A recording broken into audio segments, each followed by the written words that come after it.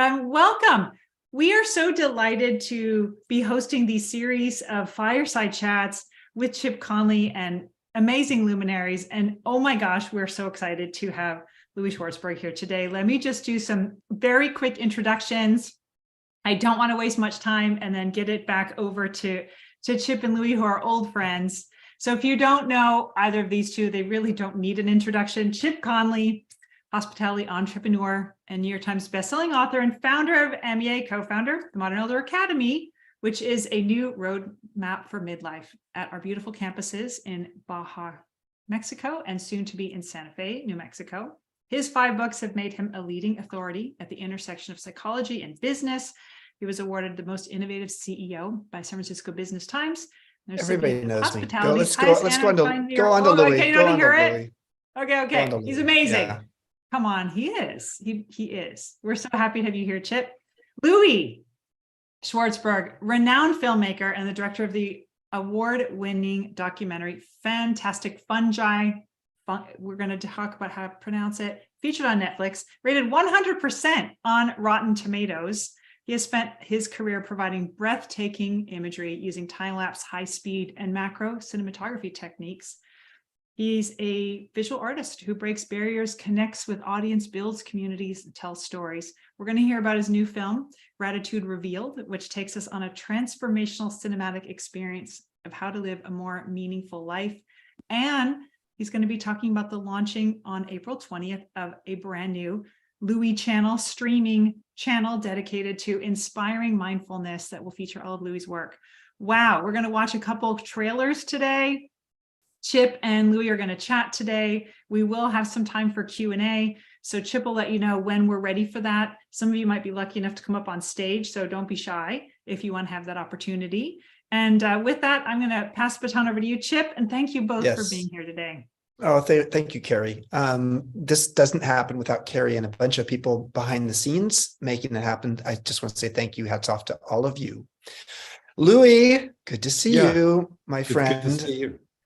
So Louie and I have a bit of history. Back in the day when I was a boutique hotelier, he was knocking on my door with my boutique hotels in California and saying, hey, I've got all this great content. How about if you take the great content I've got and offer it as a free service to your guests who are staying in your hotels? So we started talking then, and we actually spent time in person at the Summit Series event in Tulum. This was maybe 6 or 7 or 8 years ago, something like that. And then ultimately I asked, because I was so just swept up by everything he's done, including a video he did with Brother David that has over 20 million views on TED.com, which, by the way, I was just told last Friday that I am giving a 3-minute talk on the midlife chrysalis at TED this 12 days from now. 12 days from now in Vancouver. So if you have any imagery we can't use videos at this point because it's too late, but if you ever have a great image or video of time lapse of a caterpillar to butterfly journey, I would love to see that, Louie. I have it. Yes. Okay. Yeah. My friend. Yeah. So Airbnb Open. Louie, actually, we created an event when I was at Airbnb called the Airbnb Open, which was in downtown LA with a bunch of famous people and thought leaders who came and presented their work. And Louie was one of them, and it was a beautiful experience. So it's great to have you introduced now, Louie, to the MEA global community. Well, it's great to be a part of that. I read your emails every day, Chip. Oh, thank you. It helps me become aligned in my daily practice. I'd love to actually share with people the fantastic. So is it fungi or fungi? What do you think? People pronounce it both ways. I swing both ways, but either way is valid. Yes. Wait, if you swing both ways, you should come to our Esther Perel workshop next month. Actually, she's not going to be doing it, but Danae Logan, her protege, is. But I'm kidding. That was a joke, a very tasteless joke, which Chip has occasionally shown on these fireside chats that I offer. Are you open to us showing the trailer for because a lot of people probably haven't seen it. It's on Netflix. It's extremely popular. As Carrie said, it has 100 on Rotten Tomatoes. Let's actually watch the video just so people get a flavor of your work. Sure. My mission is to discover the language of nature, and I believe nature is intelligent. There is a world under the earth, full of magic and mystery. It holds the consciousness of nature's connection to all living things.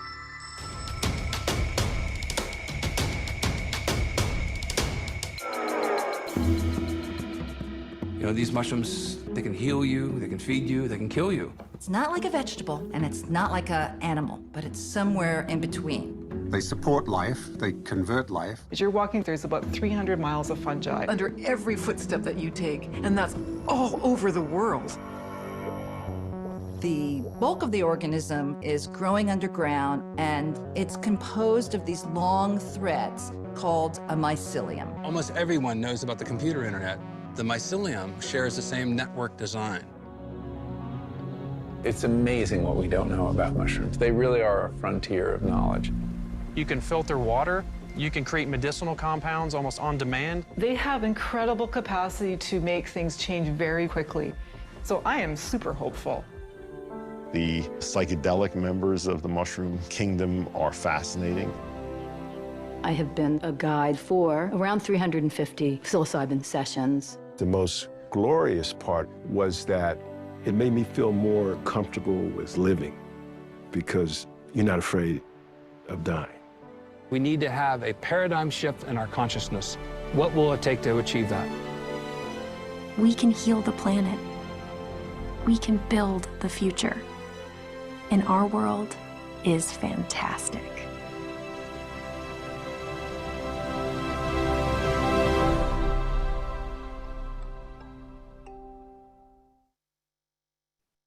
Wow. Obviously, streaming is harder to do on Zoom, but you just get a sense of how spectacularly sensual that film is. So talk for a moment, Louie, about just the process of creating that film. Yeah. So the question was like, why or how did I do it, or both? Yeah. So talk about how it came to be. Yeah. Okay. Well, I always want to unveil the mysteries of life. And I think, when in UCLA, I pioneered time-lapse because I wanted to shoot 35 millimeter film, but I couldn't afford it. So shooting one frame every 30 seconds was one way to shoot high resolution 35 millimeter film. Back then, the only people who shot 35 was commercials and major feature films. And I love photography. So it was a way to kind of do photography. It's a bridge between photography and movies in a way. And when I saw the flowers open and shafts of light and all of that, it really inspired a sense of wonder. And then, of course, the flowers seduced me with their color, taste, touch, aroma. And then you learn that flowers are more than just beautiful. They are actually the, keystone event that creates, life on our planet, because flowers become fruits, nuts, vegetables, the healthy food we need to eat.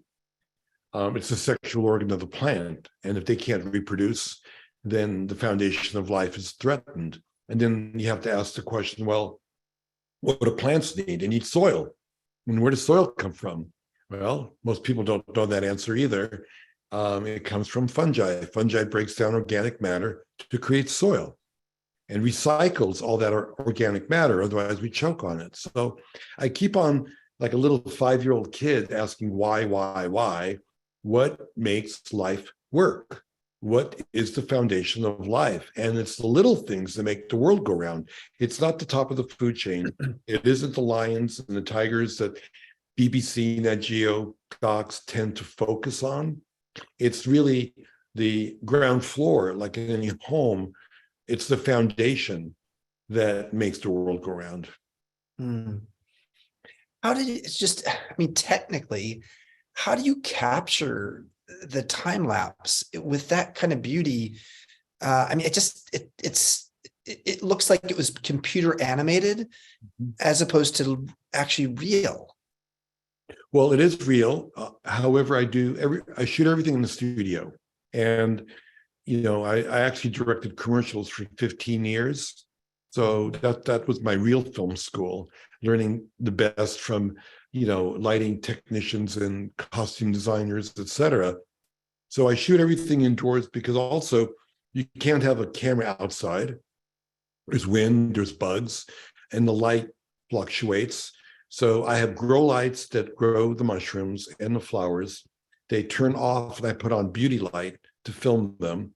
So they are shot in a really good way. Eye candy. And by the way, Louie, your lighting's very good for yourself. I think you have some beauty light at home right now. So I have a nice big window with the shades pulled down. Thank you about it. But I'm very aware. And we should talk about what is beauty. And why, and how is that an element in my story, not just in this podcast, but the reason why it is beautiful is it's nature's way of seducing you to fall in love with it in order to protect it. There's an energy there. It's called momentum that makes the life go around. So I shoot them indoors with beauty lighting, and there's a lot of failure. I shoot approximately 3 seconds of screen time per day. This will blow your mind, Chip. I've had cameras rolling nonstop for 3 4 seconds of screen years. time. Oh my God, that takes a long time. Exactly. So for 4 decades, I've had cameras going nonstop, 24 hours a day, 7 days a week. And I have roughly 20 hours of film from that effort. So I've squeezed 40 years into 20 hours. One of the things I've discovered, Chip, is that it's become, in a sense, my practice. People say, do you have a meditation practice? I don't. But what I do is every morning, I go down to my studio, I check the flowers, I figure out, did they open, did they close? Are they in frame? Are they in focus? And if they're not, I immediately set up a new shot because I can't squander a single second. I can't squander minutes or a day because my output of, like I said, 3 to 4 or 5 seconds per 24-hour period is so small. And then you discover time is the most precious asset on the planet in our lives. One thing you can't buy. And so I have a juggling act where I have to immediately go on to the next shot, go on to the next shot, go on to the next subject. And that gets me out of bed in the morning. By the way, Jim says, as I said, what gets him out of bed in the morning is his purpose, but also he has to go take a pee. And that happens at age 87. How about you, Louie? At age 73, probably happens to you occasionally. I know for me, a couple of trips during the night. It does happen. But, I read in that book, Blue Zones, one of the common things about the blue zones, which if people aren't familiar, that's like what, a book studied places around the world where longevity occurs the most all over the planet. And one of the common things is when people wake up in the morning, they go to their garden, they tend to garden. And in a way it puts you in touch with the organic world. And I think that's one way to live a long and purposeful life. Well, that's a beautiful segue so you built a relationship with these beautiful plants and flowers and there was something about the wisdom of those sentient beings that spoke to you. And then you decided to cross the bridge to the wisdom of humans. Yeah. So this is the new film. I want you to just set this up, give us a 2-minute sense of what this film's about, and then we'll do the trailer. Great. Right. A lot of people have asked that question, Chip, like, why did you make a film about people, Gratitude Revealed, after Fantastic Fungi? And what I believe is that, and I didn't realize this until after I made the movie, but if Fantastic Fungi is a portal into nature's intelligence or nature's wisdom, this whole idea of a, the mycelial network, a shared economy where ecosystems flourish without greed, and you learn about, that wisdom, what are you going to do about it? And so you want to be able to activate or integrate that into your life? How are you going to take that wisdom and help that develop your relationships with your lover, with your community, with your, the world? So the integration is an important part of it. So in a nutshell, I would say that Fantastic Fungi is a journey into nature, and Gratitude Revealed is a journey into the soul. Beautiful. Well, let's go on that journey with the trailer for Gratitude Revealed. Thank you, Connor.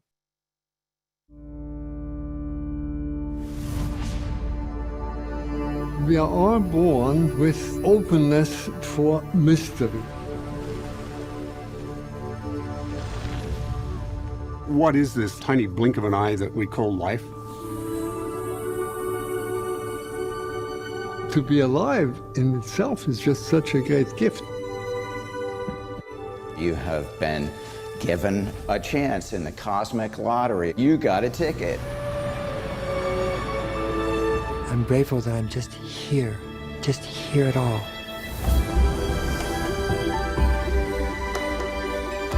Ultimately, gratitude is a way of life.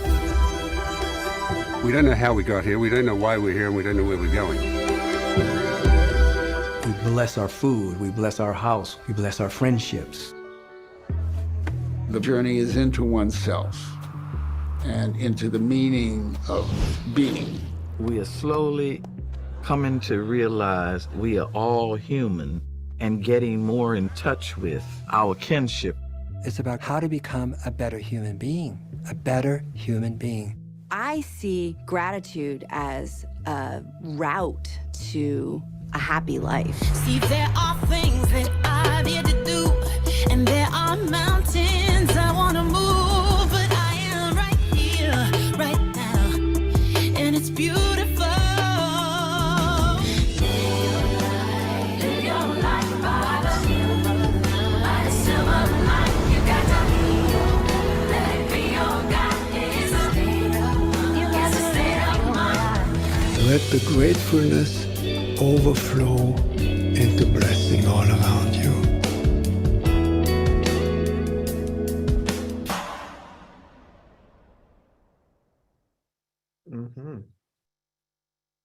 Well. So, here's my first question to you on this.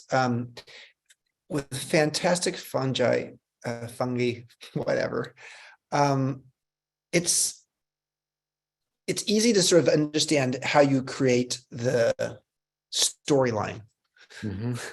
When it comes to Gratitude Revealed, in all of its forms, and this is a much more diverse collection of imagery and maybe storyline. Right. How did you figure out the through line, the creative through line for this film? Yeah, it took a while. It was something I was able to do during COVID when I wasn't able to go out and film, to finally assemble this, accumulation of magic moments with remarkable but ordinary people. There are a lot of values, I think, that add up to gratitude. And I'm not a positive psychology expert, but things like creativity, connection, forgiveness, love, generosity. These are all the values that I think that kind of add up. So I had these stories of these different values, and I share those values, and I bridge from one to the other. And it hopefully ends up in a giant culmination of gratitude as the umbrella. Lynn Twist on generosity, and Jason Silva about connection. There were and Paul Hawken. You have a bunch of our MEA faculty members there. I know, and a lot of people have asked me during the years, why don't you have younger people, in these stories? And the answer is, I just select stories I want to tell based on people that have incredible experiences with wisdom. I mean, one of the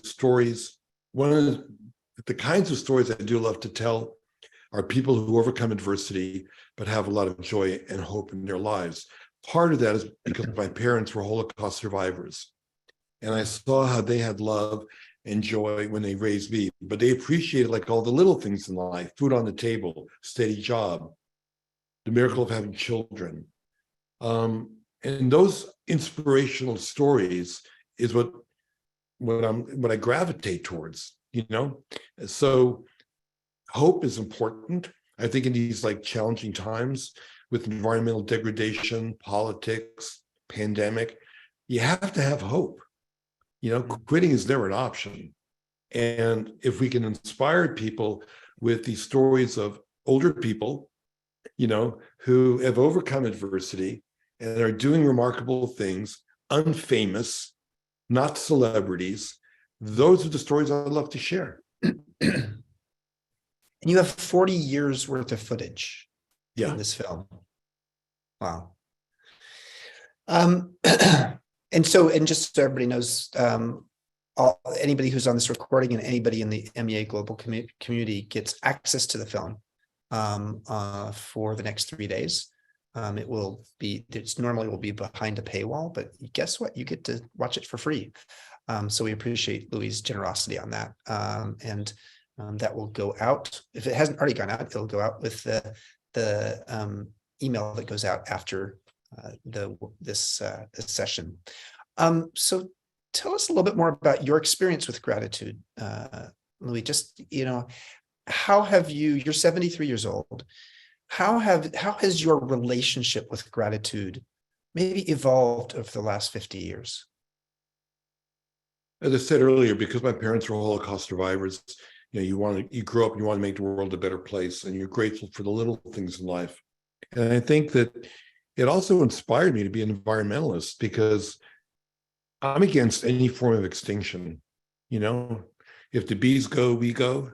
We've heard about all these stories about colony collapse disorders. So I'm into protecting the little guys. You know, the monarch migration is another good example in Mexico. I care a lot about life going forward. And we certainly don't want to lose species, because then you're losing DNA and hundreds of millions of years of R&D that went into making these incredible living critters. And, you know, predictions are we're going to lose half the species on Earth, you know, by 2050, which is really sad. So I'm grateful for the little guys. I'm going to go to bat for the little guys.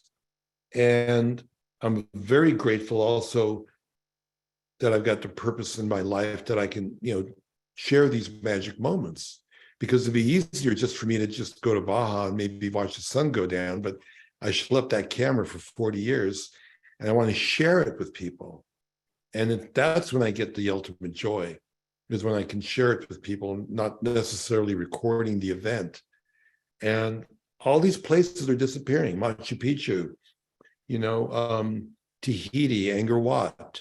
You know, if I can share that wisdom with places that are not only disappearing from environmental degradation, there's a lot of people on the planet that don't have the money, the time, the resources, or the health to go to sacred places. And if I can give them a taste of that sacred spiritual wonder, then that's the way that I think we shift consciousness on the planet. And I think that's the most important thing we need to do right now, is to have that shift of consciousness. It's what you're doing, you know, with the Academy. It's being able to share that wisdom. And wisdom comes from nature. Wisdom comes from people. I think they're very similar, because basically the idea is protect life, make life go forward, celebrate life. You are a visual shaman. I want to introduce you to our Jewish shaman, Saul Cooperstein, sometime. By the way, happy Passover. So Louie, a couple other thoughts before we open up for questions. We'll open up for questions. So for those of you who are interested in asking a question, go ahead and do the raise hand function, which is at the bottom of it's under, where is it? It's under reactions, I believe. And you go to reactions and you hit raise hand. So Dacher Keltner, who's a faculty member at MEA, world's leading expert on awe, who lives part-time down here within walking distance of the campus. his new book came out in January about awe, everyday awe. And he was able to show that, what we all thought was going to be number one on the list, for the number one, he has the top 8 ways that people experience awe globally based upon the research he did. And number one on the list we thought would be nature, but nature was number 3. And of course, your work is very, especially your history of work shows that. But number 1 and number 2 are really interesting. So number 2 on the list was collective effervescence, the idea of communal joy when people's sense of ego separation starts to dissolve. And MEA loves that. Airbnb Open was about that. You had Imagery from Burning Man. I used to be on the board of Burning Man, the founding board member of Burning Man. That is very much collective effervescence. But the other one I want to really focus on for a minute and have you talk about is moral beauty. So the book, Christine's asking the question, what book? It's called Awe, AWE, by Dacher Keltner. Maybe somebody can put it in the meeting, in the chat. Moral beauty was number 1 on the list, which was fascinating. Moral beauty speaks to this idea of what your film is about. What does that mean to you? If the number one way that we across the planet seem to feel a sense of awe is in contact with when we are best as humans. Any thoughts on that? Yeah. I think when you feel awe, you're really connecting with the divine, and it's a real spiritual experience to be able to feel that. And when you feel that, you obviously, I think, want to make the world a better place. I mean, we're here, I think, to eliminate suffering. It is Passover, and for people in the Jewish practice, the number one phrase is tikkun olam, which is to heal the world. That's why we're here, for everybody, not just for Jews. Okay, and I think that when you get that sense of connection with the divine, which nature is a portal to, whether you're staring at a flower or surfing a big wave, you want to nourish and celebrate life, and life is perhaps my spiritual practice. Life is a religion. So anything that supports life, I'm for. Anything that hurts life, I'm concerned about. I need to be vigilant. Okay, and so that's where the moral thing comes in. I mean, social injustice, environmental injustice. I mean, they're one and the same. If a worker is going to get hurt, or an animal or an insect is going to be hurt, well, then I care about that, and I'm going to try to do something to fix that. Correct? That's where your morality comes from, and I want to encourage life to go forward. Now, the scientists will say, hey, life is DNA going forward, that's always trying to evolution, right? Better versions of this, better versions of me going forward. But I also feel there's the energy in the universe, the spiritual energy in the universe that is life. It is the organization of matter. It is this idea that we are all connected, and what we do to ourselves and what we do to others, we do to ourselves, planet, community, people. So there is a moral compass. It's there. It's called nature's operating instructions. Beautiful. Last question I'm going to ask you, and then we're going to go to Michael, who's first in line. There's nobody in second in line. So I got to tell you, this happens every time, you guys. So many of it. The last 3 minutes, 10 people put their hands up like, I'm not going to get you to you. So think about it now and raise your hand now, because then we'll get you. So Michael's smart enough to know that. Michael's actually teaching here, by the way, at MEA in a couple weeks, about 3 weeks from now. So when it comes to the creativity in the arts, Louie, it's hard to make a living as a creative in the world. It's right. hard to make a living, someone who is focused on his whole career on the arts. Talk about how what's been your process of building that career that you've built to the point where on April 20th, you will officially be launching the Louie channel. A streaming channel dedicated to inspiring mindfulness that will feature all of your work over the course of almost a half century. It's an audience engagement platform for live events and conversations. It's free.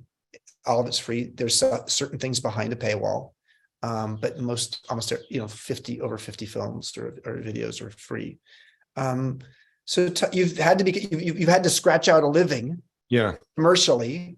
So talk a little bit about that, because there's a number of creatives on this call who probably could learn something from you and tap into your wisdom. Sure. I would say, number one, no matter what you do, you have to be passionate. And if you're passionate about what you love to do, then you make money as a byproduct of doing that. That's number one. And then number two is that I want to turn people on, and which means inspire them, not necessarily give them any drugs. It's just to be able to share that joy of celebrating life. And there's more of us than we think. I mean, films that are positive, that aren't filled with violence or anxiety, which is it's still the number one, model for entertainment in Hollywood. There's a way I think we're ready for that new story. And I've been, pioneering that. And it's been a struggle, to be honest, in my early career. I mean, I couldn't get into a union because I didn't have feature TV credits, but I was able to do commercials on my own. And then people started to license my imagery for commercials. And when you think about it, why would they want to license my imagery? Because it grabs your attention. That's what commercials are about, right? And if it grabs your attention, then you're able to sell a product. Well, attention and consciousness are one and the same. I feel grateful that right now we're at a tipping point where we want to be able to shift consciousness. And especially with social media and everything that's going on right now, the new currency is a battle for eyeballs. It's not about money. It's like, how many followers do you have, right?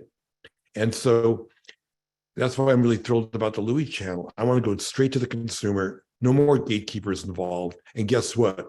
There's a lot more of us than we think that want to be inspired, that don't want to have to watch quote unquote shows that are about violence, anxiety, revenge, the 3-act play. We want to be turned on to life. It's what you're doing. We need a new story. We need a new paradigm in order to survive and in order to celebrate life. Thank you. Very inspiring. Michael, we're going to see. I'm going to see you. I'm teaching the early part of your workshop with Jeff. And you have a question for Louie. I'm so happy to be doing that with you, Chip, in a couple of weeks. And Louie, thank you for your film. I watched the original TED film about every couple of weeks for some soulful inspiration, and it's just so lovely and soothing. I'm wondering, since then, and now you've got the full-length feature, did you have intuition that would lead you to seeking certain imagery and certain experiences of people, or did you come upon this imagery and as a result of the accumulation derive a point of view about happiness and the human condition? I think it's a little bit of both. I feel that when people say, oh, your films were so beautiful, or that was such a magic moment, it's because I'm connecting, I think, with universal truth, because you respond to it the way I responded to it. I didn't really create it. And that gives me a lot of hope that we're all kind of connected to the same kind of vibration, And what I'm trying to do is be a messenger and maybe accentuate and make it more focused, more powerful, more intense, that flower. It's not just a flower. Oh, well, flower opens and closes and opens and closes. It's more intense. And I love sharing that. And I know that I'm touching everybody's soul by doing that. So I'm open to what touches my soul. And I have a faith that it's universal energy. Thank you. It's really well curated and so adored and appreciated. Thank you very much. Let's go to the UK. Thank you, Michael. George, are you in London? Yes. Hi, Chip. Great to be here. Thank you Yeah. for putting this together. Thank you, Louie. I watched your original, I can't remember the title, Gratitude with Brother Louie, Brother David Stendel-Rast. And I noticed Brother David's voice in the commercial, not the trailer. Early, right. Yeah. He has that soothing voice matched with your video is just amazing. My question, just very quickly, really is watching your video was like the original one that you did was almost like having a trip. So my question to you is, did you use psychedelics for yourself at any time in order to sort of put some things together in your head?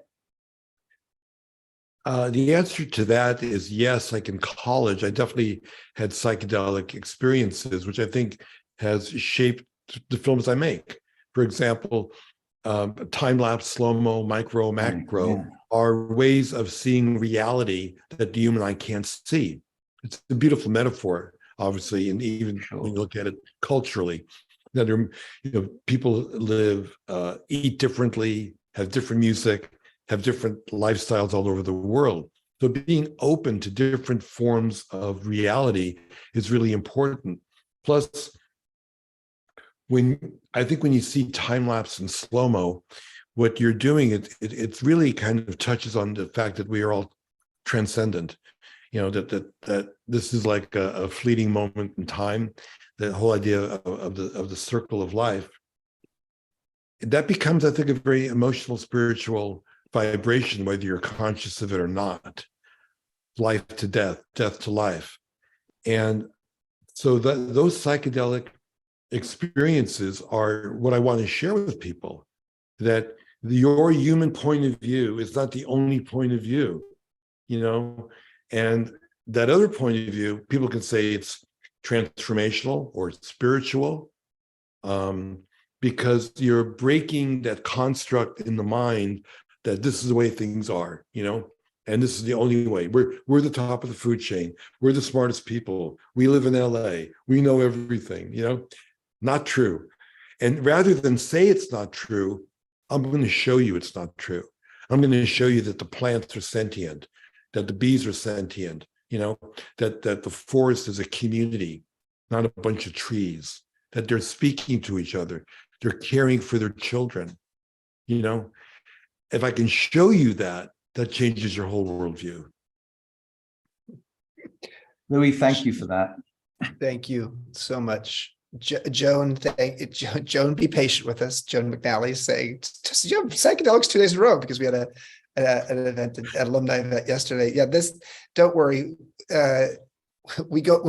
You'll appreciate, Joan. Next week we go to the Enneagram with Russ Hudson.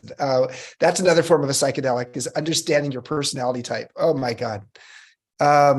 Let's go to a psychedelic dude that I know, Paul, up in the Bay Area. But you're going to say psychotic rather than psychedelic. Well, you don't do psychedelics, that's for sure. I know that, but you're a colorful guy. So first of all, I loved Fantastic Fungi. It gave me a lot of hope. Opened up the world of possibilities, especially it's so interesting below our feet, no less. And I just want to, speaking of gratitude, I want to say a quick thanks to Chip and Carrie and Leslie, who are the backbone of these videos, and it's such a gift. So Chip and I share something that he's much more open about, but I've recently come out of the closet. We're both cancer patients. And I've been working on mind-body medicine with someone, and gratitude has been a huge part of the healing process in my combining conventional, alternative, and mind-body medicine. Can you talk a little bit about how gratitude is also healing and is medicine? Absolutely. I mean, there are studies of it that are, I think that Dean Ornish did at UCSD with people journaling gratitude and how it helped people with cardiovascular. I recently went through a bit of a blip, in my life. I eat super healthy. I eat plant-based food. For 50 years, I've been a vegetarian, and I found out I had the shortness of breath. And guess what? I found out that the arteries to my heart were blocked. And I had a stent put in recently, only about 3 weeks ago. I was shocked because my diet's perfect now, but it's all about genetics. My sister and my parents died of cardiovascular, issues, and I thought, I'm totally different from those folks. I'm completely different.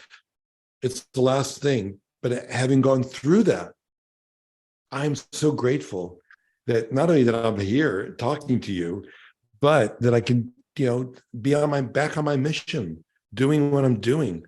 And there was an article in the New York Times about 3 days ago, Roland Griffiths, who, was in my movie on Fantastic Fungi and one of, the earliest researchers on psychedelics. He just has a diagnosis of colon cancer. And the reporter asked some really, really tough questions. Had he done a psychedelic since he got that severe diagnosis?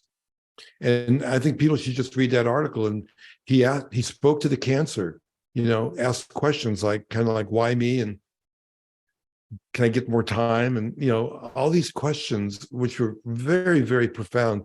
But what he said, in essence, in that entire article, he's more grateful than ever since getting that diagnosis. I think it's a way of helping him cope, but also it just accelerated this overwhelming feeling of gratitude. And so it's helped me tremendously.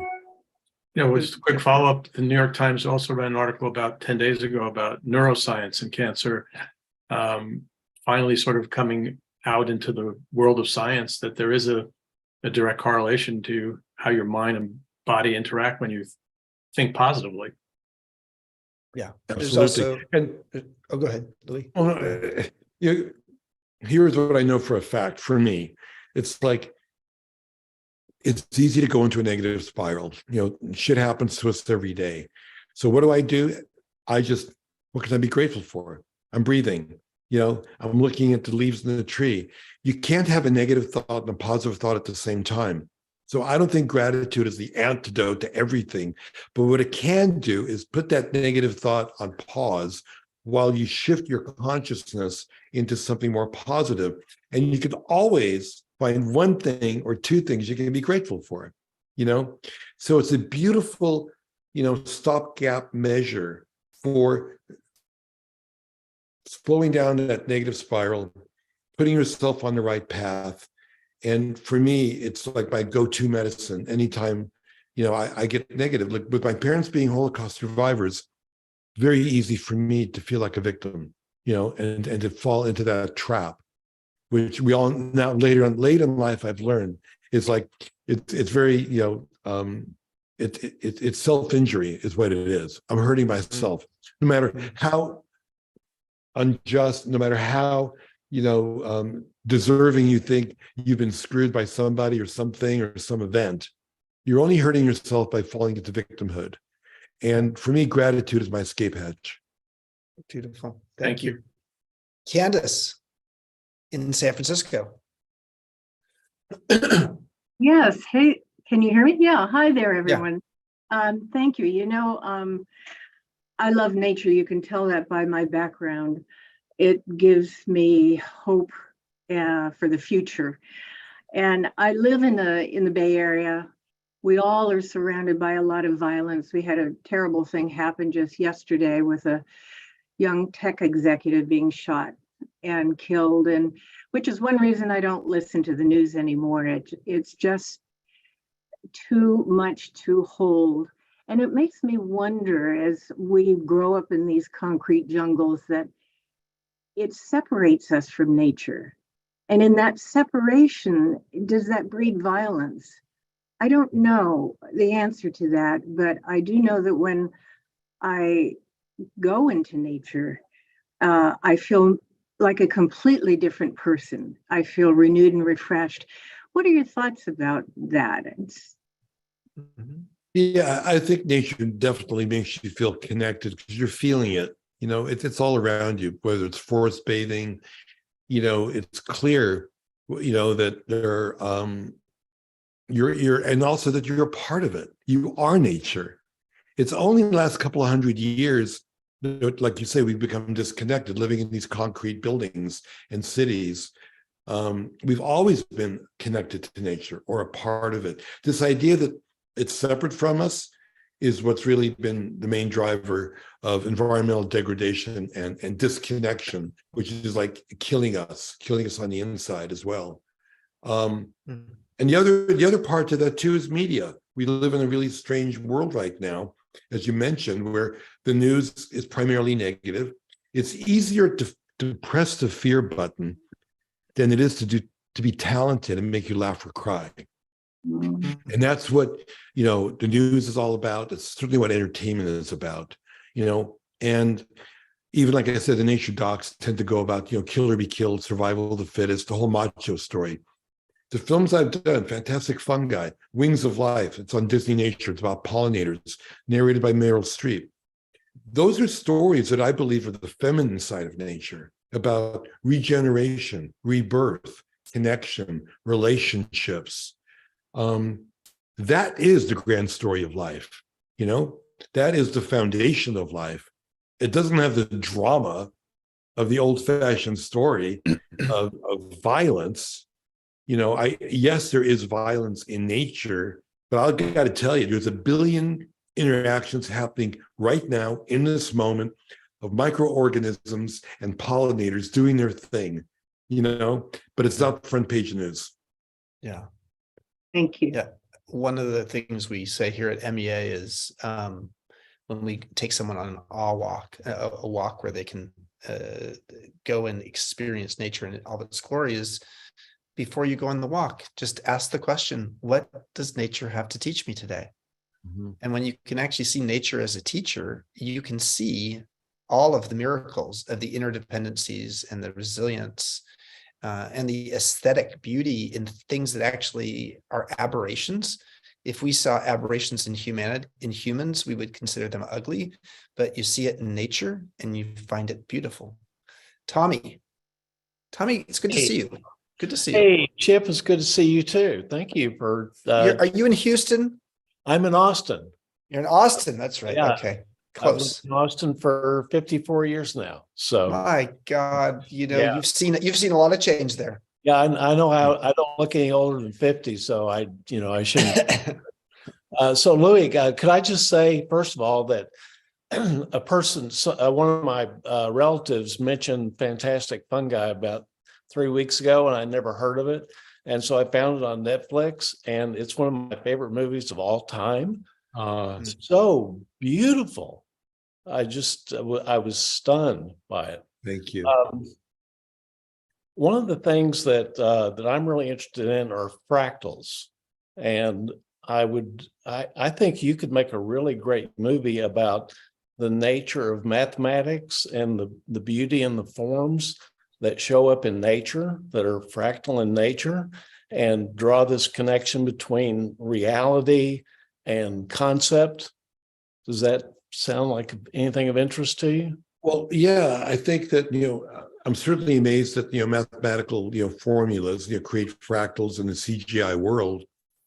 Well, look, what I'm fascinated with is the fact that, I look at the patterns and rhythms inside your cell, which looks like the respiratory system or your nervous system or the neurons in your brain, which also look like the roots of a tree, and they look like the galaxies. So these patterns and networking patterns especially are everywhere. It gives me a lot of comfort to know that somewhere, whatever you want to call it, God, intelligence, whatever that is, that we're all connected. And the fact that, earlier on, we keep on, talking about this word beauty.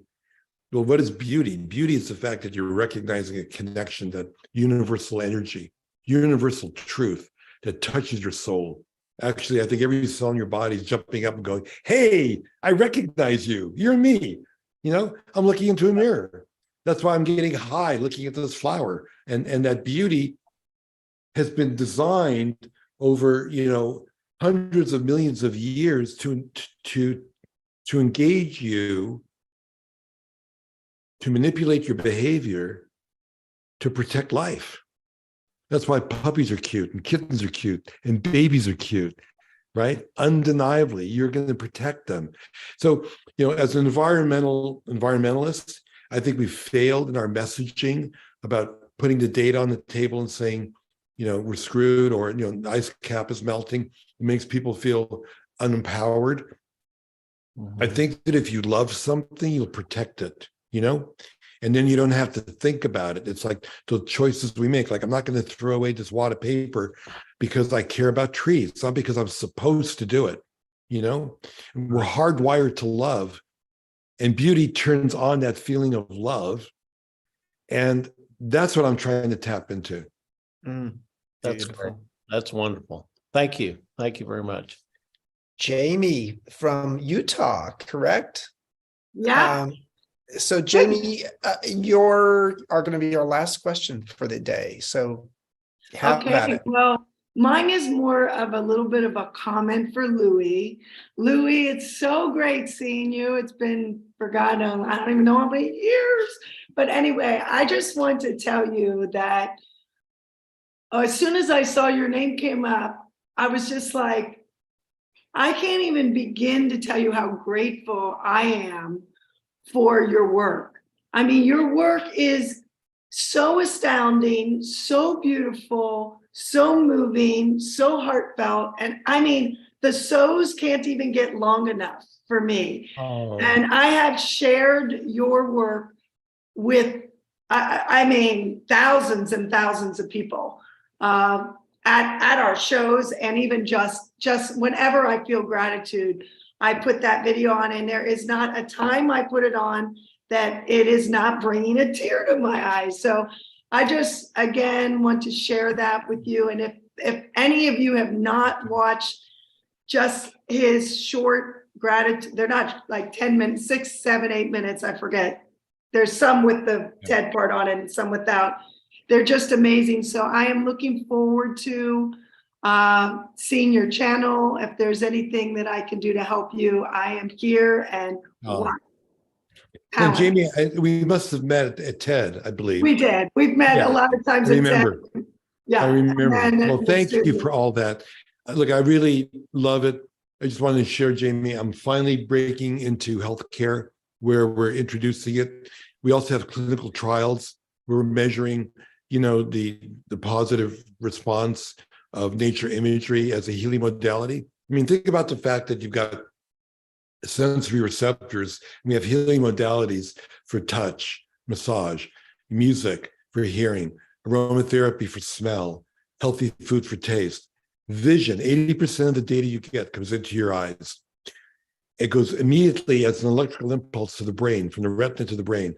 Why can't that be a healing modality? It is. We know it is, but now I'm actually collecting finally some data to prove that it's true.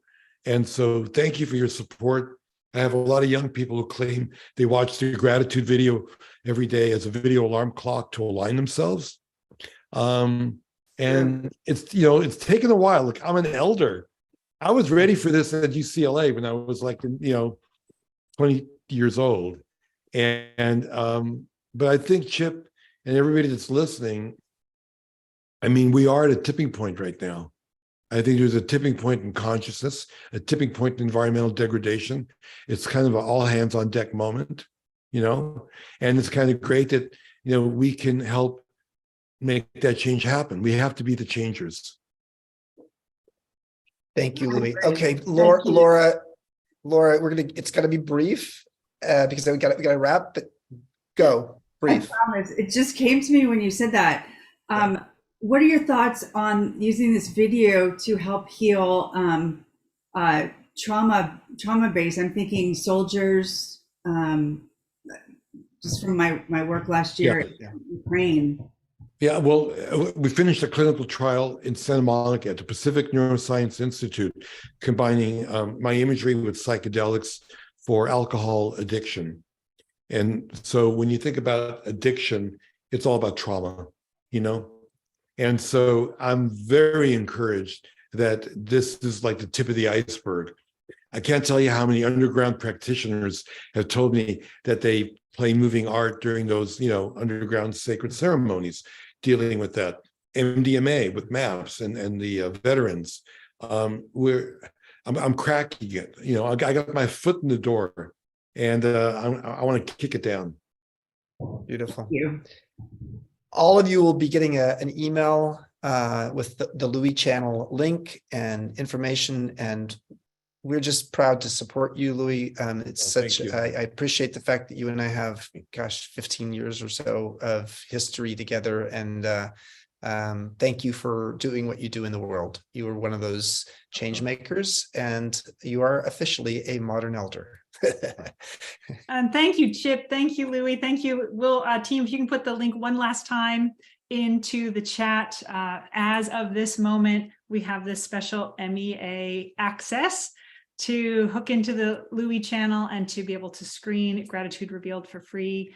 It's only for 3 days. So you've got, now Friday, Saturday. So get in there, watch it with your family and your friends. Let us know how you enjoyed it. We'll be sure to pass that feedback on to Louie. I'm sure it's going to be fantastic. And with that, any final words, Chip, from you? Thank you for putting these fireside chats together. Yeah, such gratitude is pouring in from the community here. You guys do all the hard work. Thank you for hosting yesterday the psychedelic discussion. Thanks for next Tuesday. We have Russ Hudson.